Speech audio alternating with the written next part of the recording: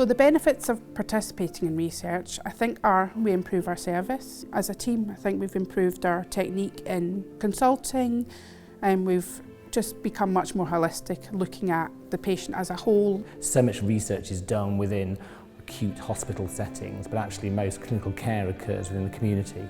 So I think it's really important that some of the research reflects that. So I think that's a really valuable part of what we do.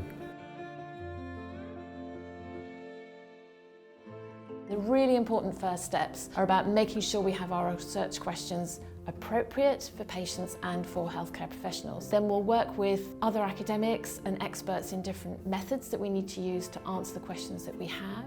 And after that, we go through stages of getting approvals in place, so permissions from the different sites we're going to work with, the different clinicians we're going to work with, and ethical approval to do our work. And then after that, the fun bit starts when we get to do the project. The ideas for a research project, for me, have generally evolved from a clinical interest, or there'll be a particular gap in the knowledge that's been identified by other clinicians or by myself. In the UK, 30% of people over 65 will fall once a year. Those falls do occur in people's homes, and there's a relationship with the home environment.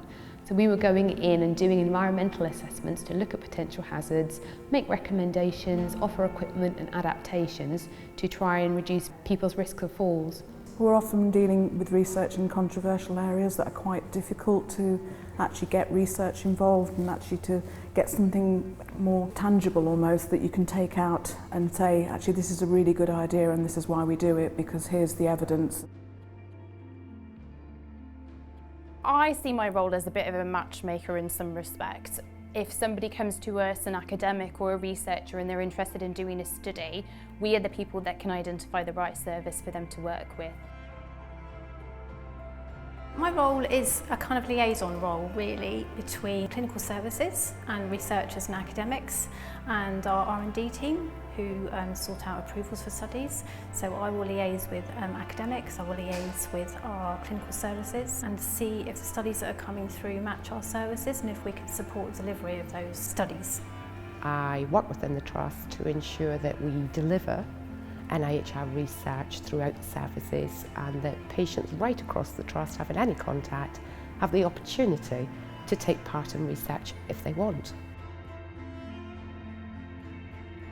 So I've worked with CRN Eastern for a number of years and they've helped me through a number of projects, helping us to engage with organisations, helping us to identify and recruit patients.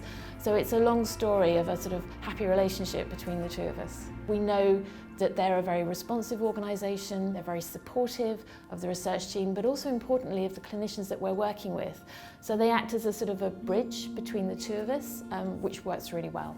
There were a number of key things that I think CRN Eastern helped me with. I think in particular working with the team to maintain and establish my clinical contacts and to enable the clinical contacts to actually have the time to be able to work with me. The other things that were really useful for me was feedback around the protocol that we wrote and also feedback around things like the participant information sheets and making sure that we'd put them in user-friendly language. We look together, so myself, the research team and clinical service look at feasibility of delivering that study within the service and the time frame, and we sort of support that conversation really and get all the right approvals in place so it can run in the service. Usually I'll meet with the researcher and we'll talk through the project that they want to work on and we'll identify what else can we do to help that. Do we want some feasibility? Do we want you to be able to access some patient groups and talk about it? We can sort out very quickly on recontracts so that those people are able to come in and work within the service and with the clinicians. So the best thing to do if somebody wanted to work with us is get in touch as early as possible because actually that's really beneficial. Lots of services run differently dependent on region and more kind of specifically the trust that they're running in. I would recommend CRN Eastern to other academics looking to get projects delivered. They've been fantastically supportive, both of us as an academic research team, but also the clinicians, and those two things are really important.